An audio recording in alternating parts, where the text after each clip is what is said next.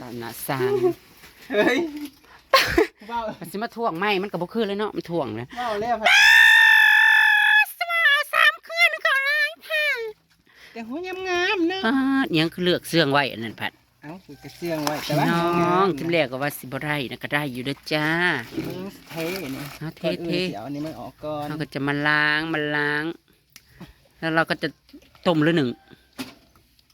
ฮะ เห็นอะไรต้มหรือหนึ่ง จะอยากกินบอตุ่มหวาน จะทำหวานเหรอ หรือว่าจะนึ่งแล้วก็ นึ่งจิ้มแจ่วจิ้มแจ่ว โอ้โห จิ้มน้ำตาลแล้วก็แซ่บกว่านะ นึ่งมาแล้วก็น้ำตาล ก่อนอื่นเราก็จะล้างให้สะอาดกันเนาะโอ้ยทำอิดว่าได้แต่มันหัวหน่อยหัวหามมันปัดไปพ่อหัวโลงพอว้าย อันนี้น้องจะเอามาปลูก นวลอลี นี่สันไดในหันนั่นนะทั้งต้นนี้นะเป็น5 อันมันซับนิดหน่อยโอ้ยอยากได้แต่ซ้ำนี่ไปเลยเนาะพี่น้องเต็มกล่ำเต็มกล่ำไปได้อีแล้วมีอันยาวอันสั้นก็ไม่เด้อโอ้ย อันน้อยอันใหญ่ อันนี้สันเอาในใส่ว่าหัวแดงๆในตัวทำอิดแต่เธอว่ามันใหญ่นั่นนี่เตัวที่สอง อืม งามแต่ว่าเนาะ capture ผลงานของเรานะคะ ก็ได้อยู่นะคะ ที่ได้เยอะก็คือได้น้ำสองเท่านี่แหละจ้า สั่วไปโลดหุ่นเนาะ บัดนี้พี่น้องเอ้ยล้างสักกัน มีแต่หัวใหญ่ๆพี่น้องมีแต่หัวลงไปเก็บเอาอยู่บ่ที่เจ้าถิ่มนะแม่เซียวที่เจ้าถิ่มนะแม่นั่งตุยซับถิ่มมีแต่หัวซำนีเพิ่นว่าที่เพิ่นซับถิ่มนะ มาเที่ยงนี่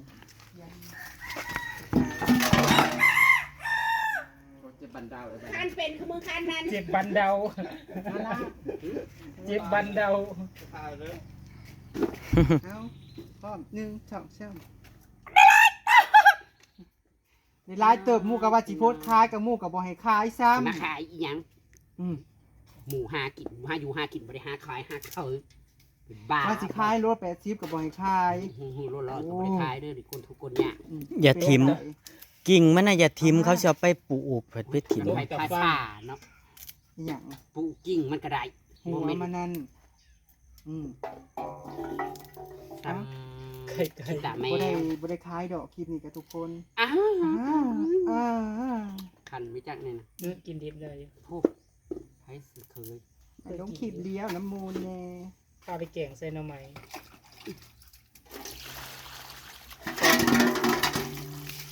โดย แม่เซียว น้ำมันก็เปิดได้เยอะเปิดได้อยู่น้ำ ขึ้นไปได้เนาะไปขึ้นไปพูดเนาะ เปิดได้ขยันทำเปิด บ่เอา ไปโลด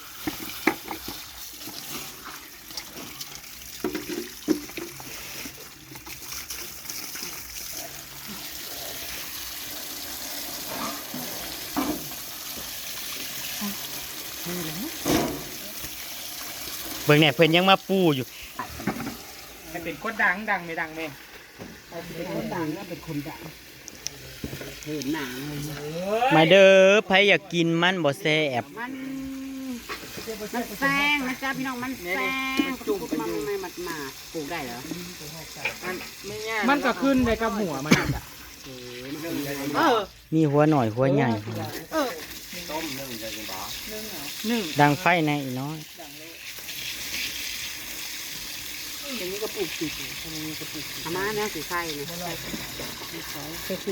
หอม เอาสีไม่ล็อกปลูกเบิ้งนั่นเปิ้ลถ้าวันที่หน้ากับสบาย ขั้นหัวเก้ามันขั้นบนบ่อนั่นแหละทิ้งเลยด้วย เจ้าเข้ามาให้เธอ เจ้าเจ้าก็เอาติ่งอันน้อยๆมันน่ะเด้หัวที่มันติดติ่งอันน้อยๆอะไปถิ่มไปพังไว้นี่นั่นที่มันยังอยู่ติ่งน้อยๆนั่นนะ ติ่งมันอ่ะ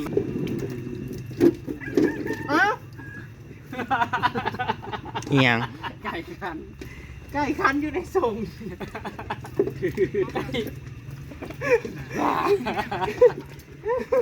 เมื่อนี่นะ นี่มาเดินจุดมันเก็บอะไรนะมันคือการของมัน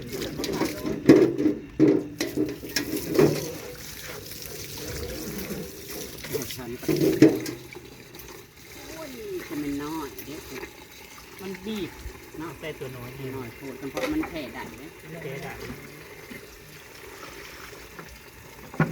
จะขอดก่อนนะ ก็สี่ชุดในจะเป็นนี่จะเป็นโหมันเป็นมันต่อ เก้าตรงได้เลยคันเก้านะมันเหี่ยวนี่ สายน้ำเพิ่นน้อยๆหนึ่ง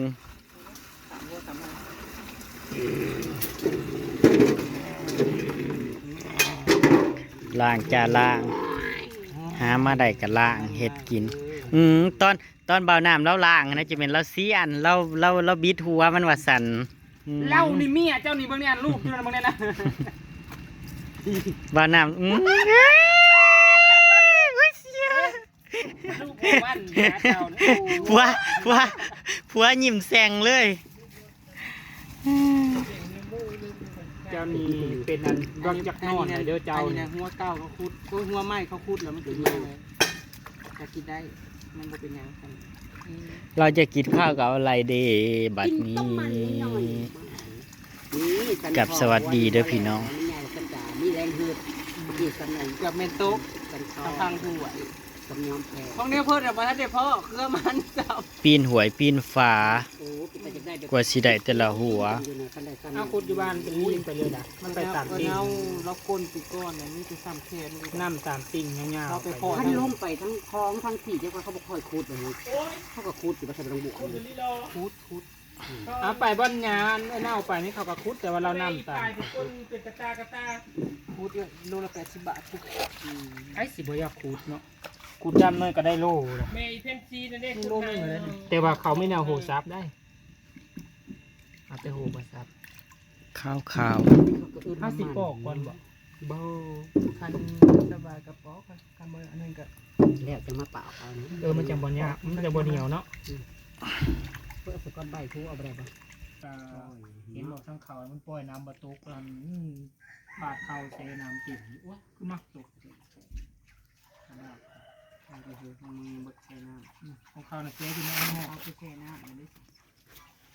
ครับแล้วจะบอกคนโตมันไหลบ่ทันกล่องข้าวเขาในกล่องงานกลางหน้าน่ะจนลีบยอมมันสิได้บ่ เฮ้ย หลังเสร็จเรียบร้อยพี่น้องค่ะ แล้วลมเท่าไรเทือผู้ใดมือ มาหนึ่งนะจ๊ะหนึ่งกินค่ะจ เอาอีกน้อยหน่อย ำน้ำหนึ่งเหรอ กัดสลาวเสริม สลาวอโรด มาสินึงใส่หยัง มันใส่หัวถัง ใส่หวดใส่โม่ได้เหรอนางได้บ่ หัวใหญ่เนี่ยบ่ผ้าบ่ บ่ มันนักสุกเนาะ หุยต้มมาโลต้มมาแซ่บบ่ ปักบ่คือตรง บ่เคยบ่มันก็ตะหนึ่งบ่ มีแต่หนึ่งและอันว่า เด้น่ะหนึ่งหัวนั่งนี่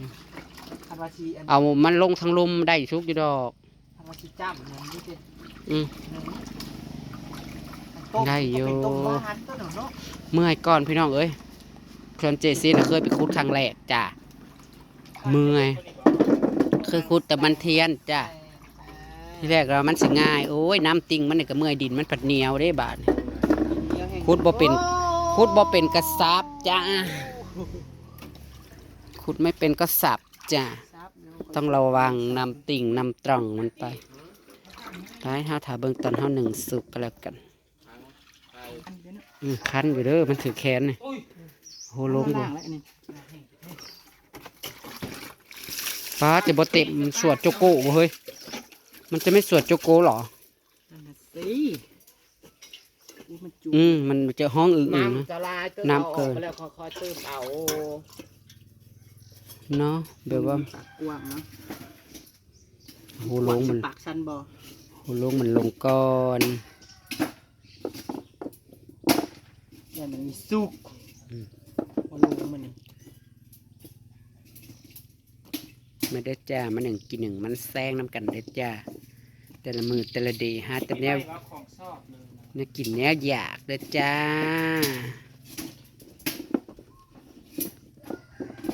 เต็มหวดเลย เดี๋ยวนี้นะ เหลือไหม พอดี เธอจะให้หมดเลยเหรอ อันตามหมอเห็นมาซักยาด่วน ต้องสเต็ปรูค่ะกะหามคูจังสิได้แห้ง อาตีตกหวยพี่น้อง ค่ะขอบฮีใหญ่อาตี อัตตี้หีใหญ่ ไปย่ำ พาหีล้มตลอดดำห้วยปาดพี่น้อง ยากที่หน้ามาห่มเด้อ ขี่มาขาวมาโฮมไว้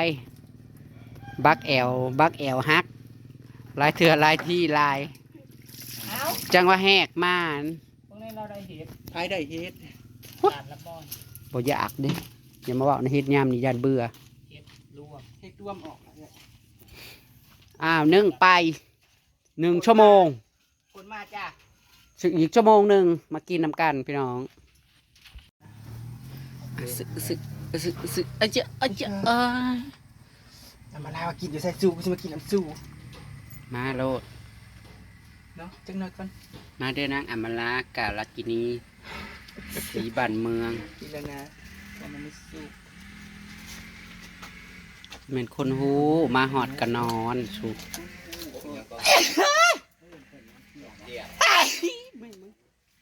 มืออื่นสิไป เฮ้ยไปนั่นน่ะเฮ้ย ถ้าบ่มีมังหุ้งกับกูก็สิหอบไปดอก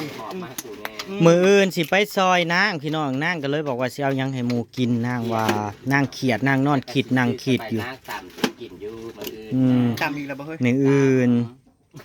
ยำบ่ได้บ่เฮ้ย จ้าก็คือย ำสบายนางเด้ก็ซื้อผักใส่หลาย ตื่นแต่ก็ ทอดไข่ ตำสบายนาง เลิศแหละค่ะ เธอ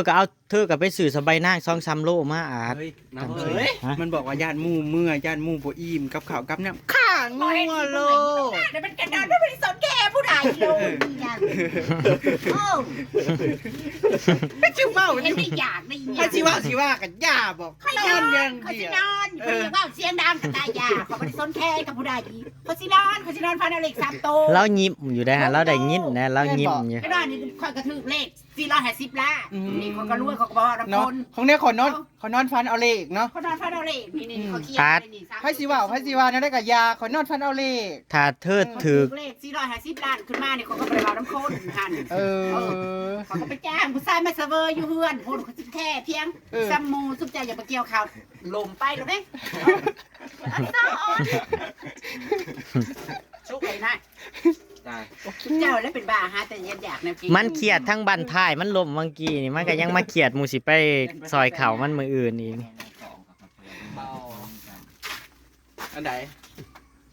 มาตักมา ถ้าเธอถือเลข6 โตเลขล่าวเธอยังสิเฮ็ดเป็นยูทูบเบอร์อยู่บ่ บ่ได้ว่าเด้อเมื่อยตายยูทูบเบอร์นี่ก็บ่แม่นว่าสิจุเจ้าเบิ่งนี่ก็มีความสุขอยู่ อันผู้ท้ายนี่ก็มีความสุขอยู่ อืม บัดยอดยามมันเครียดบ่กล้าเครียดนะจ๊ะ ยกออกมาที่โคก เอาอีกบ่เว้ย เฮ้ยใช้ฮาบ่มีตะแกรงตะแระบ้า บ่ แกงๆตะแหละบ่มีจ้ะ มาหน่ะอีกบ่ ก็เอาอีกได้ มาเอามาลง เอาบนรถก็ได้ เอามือผัดจุกไว้ยังอีนี้ กันเล็ดเดียว แล้วคือยันอีบ มันเต็มหม้อ3ห่อนั้น แท่งก็บ่ได้เคยเลือกินเสื้อก็บ่ได้เคยอิ่มเหมือนเนี้ย ตื่นแล้ว แต่บ่เป็นบ้านนอนเลยบ่ลูกโอ้ย ได้แล้วแม่อีกเตอร์ ปัตตานีมาบ่ท่า เราเบียดคือ เอาแกเสื้อกันสิไปยังนำ พูด บ่ได้เฮ็ดให้นม ผู้ที่สมัครไทยนั่นทายโลดได้เป็นเต้าทางนมจำเห็บมา นมจะมาข้าวหาวคือสันยังว่าให้ตรงเลียง นั่น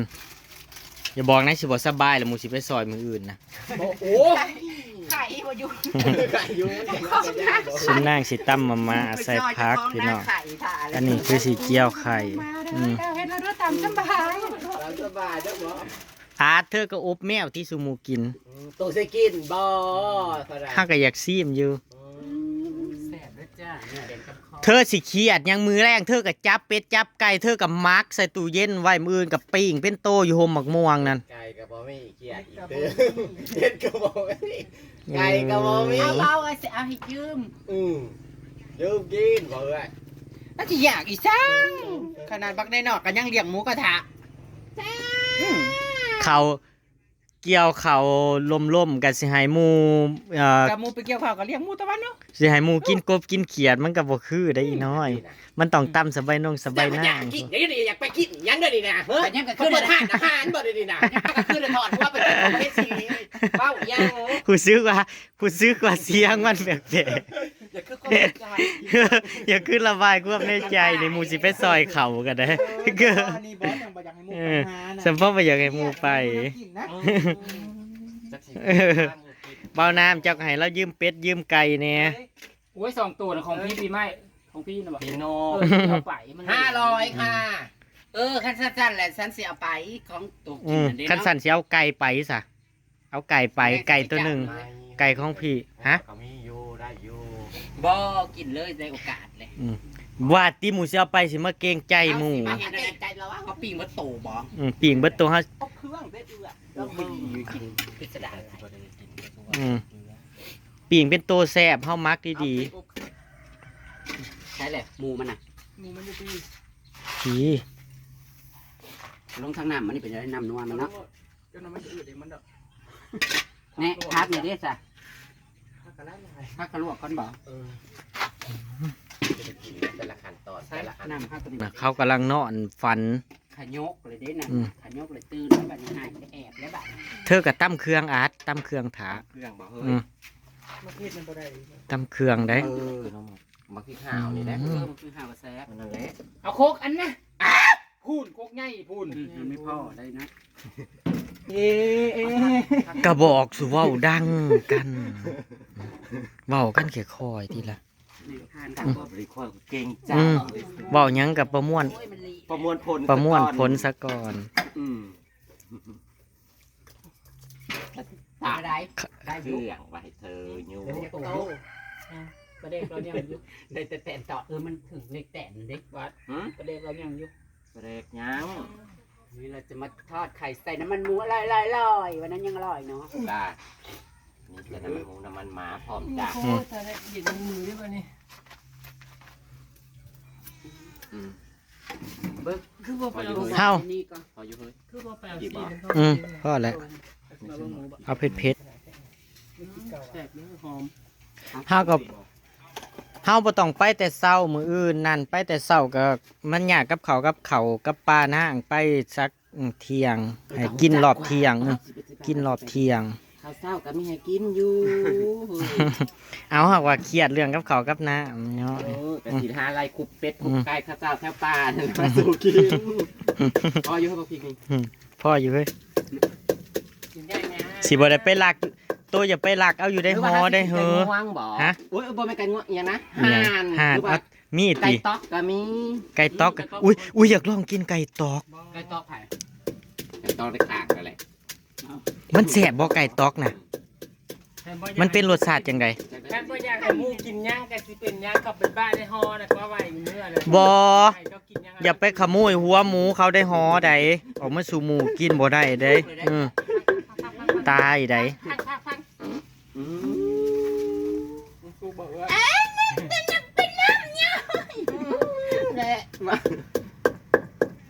วันนี้ให้อาร์ตี้สว่างจ้าเป็นคนตำให้กิน จะตื่นละ แต่นตอดเบี่ยงอะไรจะมันปวดนี่นะมันกำมาได้ละมือนี่ อืม มันเพิ่มหอมหมกเปลือกเอามาปอก แซ่บเด็ก นั่งมันกับมันเลยเรา ให้รู้จักแซ่บบัดให้รู้จักแซ่บบัดนี่กูก็บึ้งคุ้มนะในปลาเรากับ ปอกเบิกเลยเอ้ย อันนี้กูจะว่ามันบ่แซ่บกูจะว่าเลาะเล่นอยู่ แบบมันก็กิน 3 ซ้อนโต๊ะลงไปมะนาว เด้อนั่งไรคนละดีนั่งไรคนละ มะนาวก็ใส่ลงไปทั้งเปลือกพี่น้องมันจะได้หอม พี่นาย ๆฮะ ไปลากเอาแล้ว ยังเจ้า น้ำกับบอลา มักนาวก็ได้อยู่ จะซื้อพักในใจก่อน ปลาลาด มันมาต่อไหน เห็นว่าก็เอายับออกกันนอกแหนี่ อะไร โขกนะพูนเขาไปตั้มอยู่นะอีพูดยังกับโคกอด ร้อนป่านนี้ยังบ่ปานอยู่แล้วน้ำมันมา น้ำมันมานั่นแหละในหอยนั่นนะเอาบีบใส่กระเด้อ พี่น้อยเขาสิเอาขับปุ่นไปสมทบอยู่มืออื่นนั่น เอาพี่น้อง พี่น้องเบิ่ง หมักนาวนี่พอๆดอกเนาะหมักนึงนี่เนาะ หานะจ๊ะคนรวย เอาเดียวนึง ซอยใส่ โอ้ยได้จองคนมีน้ มันบ่เป็นจองมีน้ำน้ำมัน มันมามันแต่นั่นนี่ ใส่ยังเนี่ยเอ้ยบริษัทปลาบอก โอ้โหนะ เทกระทะ จะทำไหม ไฟแรงเนาะพละต้องให้กันได้สิเกียว คอยก็อยากฟังเบิ่งสถานการณ์บ้านเมืองนี่แหละ คิดพ้นบ่ เมื่อกี้ก็แช่มา ก็ ก็ ไม่ได้ยกดูกันละ วัน เพราะมันห่อนมันอ้าว มื้อนี้วันที่ ซอยอาตีก่อนต้อง วัน ทำมือ ที่อะไรเฮ้ยวันที่แปด มื้อนี้วันที่8บ่9 10 11 2เอาสักวันที่ เพราะว่ามันสิเบิร์ดนะวันที่9บอกผมแต่ว่ามื้อนี้มันก็เริ่มเบิร์ดแล้วเด้ 12วันที่11 12ไม่สิเอาไปเด้อ ลืมกดกล่องอีกเด้อเอาปิ้นนะแม่ ข้าวเป็นแฮมก่อน แต่ก็ต้องบอกร้านก็ยันนอนทุกคืน ปิดปุ๊บเฮ้ยโอ้มันเลยบอกเนาะจุดขาย มันอยู่ตรงนี้นี่แหละ ต้องแมนเม่นดูบอลในงานกินที่ชื่อ ก็ยังบ่ทันกินซ้ำมันนี่มันบ่เป็นเส้น จะมาซื้อไข่มันเบิด มะ เพิ่นว่าไปซื้อ มันนี่มันบ่เป็นเส้นคือว่า ซื้อซาดได้บอกให้ซื้อซาบะนะกับซาบะ อย่างนั้นนะซีซี ไม่ได้ไม่ได้เฮ้ยหนึ่งตึ้มนี่แหละคือจุดขาย เอาแล้วใช่ไหม ถ้าจะขายของก็ ต้องตีหม้อเนาะ ครับพี่ขอบปุ๊บปิดเบิ้งกันเอาข้างอีกจักหน่อยมันบดซุก อ๋ออันนั้นนะข้างๆคือ โอ้ยจะเอาใจนะ พุ่นน่าจะเป็นไส้ลาย มันจังแซ่บจะเป็นลายโลเครื่องเท่านั้นย่านบ่เบิดบอกิน3 มื้ออื่นก็เพิ่งไปกินอยู่บ้านจันเป็นหยัง ข้าวปุ่น2 โลก็พอเนาะเฮ้ยเนาะ กันเบิ่งก่อน เพื่อเตรียมเครื่องตำมานำเด้อ จ้ะ เว้ยบ่แม่นเตรียมโคกเตรียมสากหั่นนะ โคกกระซัมนี่แหละ ได้มาห้องในใส่เอาไปบ่ จันบ่มีก็มาหุ้งมาเล่นกันเอา เฮาสิเอา เครือบ่ มันมีกะมา เฮาสิเอาปลาแดกปรุงไปอยู่ขวดตัวนั้น กับ ให้กูต่ำมาจะพูดเลยบ่เฮ้ย ไม่ใช่นะมือหุ้มนะลูกเอามือไว้ก็ พาลงบ่ล่ะบ่ไปเห็นบ่สิละงางอยู่โอ้ เอากระดี่แล้วจะได้ แห้งก็ดีแหละจะได้เทียงไหม ไปกินอยู่ข้างนอกคุณ เนาะสิ พา ตื่ ตื่ น น ไป ไป เฮาไป กิน อ อยู่ ยู่ ถูก มีบอกกินแต่ ภาษา แต่ว่าไม่บอกกินแต่เขาไปกินฟ้าในฮอนะปกติกินหมูนะ กกโพกกไข่สกะบักใหญ่ๆมีระเบิดชอบนะฮะนะ โอ้ยบอกเป็นซะตื่นเต้น ไป เล เบิร์ ย ดได้บ่แม่นบ่ บ่คุณแม่ดีไปว่างไว้ ระเบิดทันใด อืม บ่มีคนมาเก็บกูบ่ บ่มีจ้า เธอคือบ่พาบางน้อยมาเล่นแน่ ไปคุดเบิ้งแอคติ้งเอาไปนี่ติ้ง โอ้ยเป็นตา ย่า ย่าน ข้ามเลยจ้ะ บอกเป็นตาย่าน ไปถ่ายคลิปนึงเลยมันคือว่าระเบิดไปสร้างแต่ละตรงน้อง ระเบิดข้ามเหรอ คือบอกไปถ่ายคลิป สงครามแต่ยังน้อย แม่ถ้าพันได้ระเบิด กับสิมันนอนลอยๆอยู่ตะกี้ระเบิดบ่แตกหรือระเบิดอย่างนี้แหละเพิ่นไปไว้แต่มันยังน้อยหั่นเด้ พี่น้องกุ้มขมับถ่าเด้อมืออื่นบ้านหน้าอาติมีระเบิด เอาไปหาหยัง มีกันยังช่องให้ยังไปได้ฟังคนอยู่ นักแปะให้ แ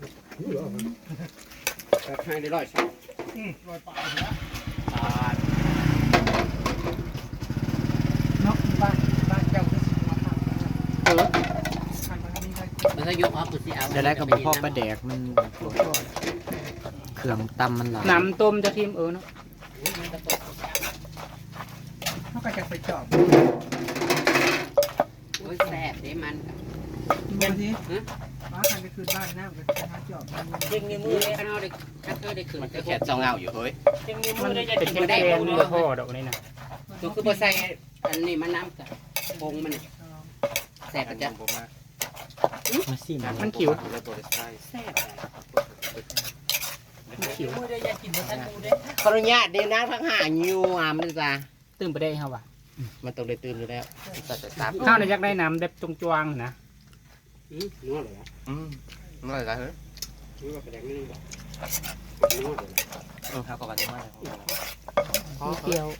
กี่กระตือ ตา บ่ได้ใส่ตอนให้แม่นางเนาะ เฮ้ย ข่อยแน่เมียนปลาแดกแล้วล่ะข่อย ไปเฮ้ยห้าวน่ะอำลาพี่น้องฮะ ยังได้ประเด็กจับ กินข้าวสะก่อนจ้าส่วนมันเฮากันยังหนึ่งต่ออยู่ค่ะให้มันซีผุๆกันอร่อยจ้าจะคลิปนี้ก็สิจะพาบรรยากาศไว้แซมนี่กันค่ากินต่ำมาม่ากับไข่เจียว ล้นได้นี่ถ้วยใบเดียว นะคะกระซองเบอร์ก็ได้เดนะ ตามคลิปหน้าก็แล้วกันทั้งอาร์ตี้ก็แล้วกันนะพี่น้อง เจ้าบ๊ายบาย แม่นางไปไหน